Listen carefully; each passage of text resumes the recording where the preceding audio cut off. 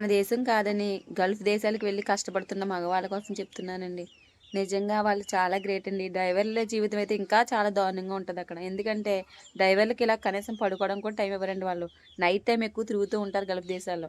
వాళ్ళు ఎప్పుడు రమ్మంటే అప్పుడు ఈ డ్రైవర్ వెళ్ళాలి. కారు ఎక్కాలి, నడపాలి. నిద్ర ఉండదు. సమయానికి తిండి ఉండదు.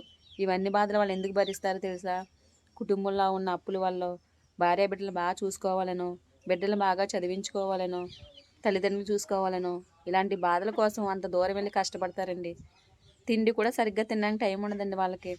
వాళ్ళకి ఒంట్లో బాగోపోయినాయి, చచ్చిపోని ఏమైనా సరే వాళ్ళు చెప్పిన పని చెయ్యాలి వీళ్ళు. చెయ్యకపోతే కనుక బయటికి పొమ్మంటారు. నిజంగా డ్రైవర్ల జీవితం చాలా నరకంగా ఉంటుందండి. ఆడవాళ్ళు కూడా కష్టపడుతున్నారు కదా అనుకోవచ్చు. ఆడవాళ్ళు కష్టపడినా వాళ్ళ కడుపు నిండా తిని కాసేపు పడుకోవడానికి టైం ఉంటుంది. కానీ మగాళ్ళకి టైం ఉండదండి.